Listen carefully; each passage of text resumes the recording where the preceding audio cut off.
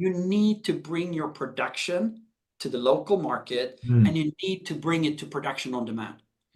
Because as I mentioned, in the apparel industry, 50% of everything that is produced is burnt. It's crazy. That's crazy.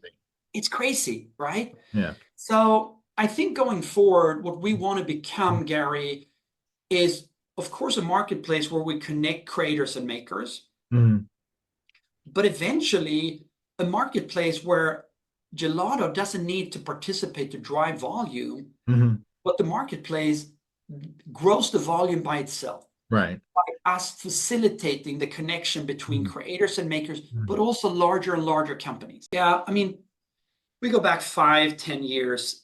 I went out to a print hub, and what I saw was many times like one machine park, very rarely two, and then 1, 2, 3 product categories, typically paper and perhaps something else. And what I see today is 4, 5, 6 machine parks. I see 4 or 5 different workflows. I see 10, 20, 30 different product categories, enormous complexity in not only the workflow, but imagine if you're a printer and you enter into apparel, how many SKUs do you need to hold in your warehouse? Exactly. Right? Yeah. Like if you are a paper printer, you might hold, let's say, 100 to 200 SKUs.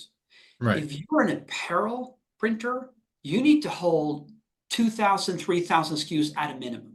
Right. So that in itself poses a lot of challenges. But then you need to connect that to what you're actually producing and what you're shipping. What do you need to govern all of this? What do you need to support you along all of these different phases in your facility? You need software. Right.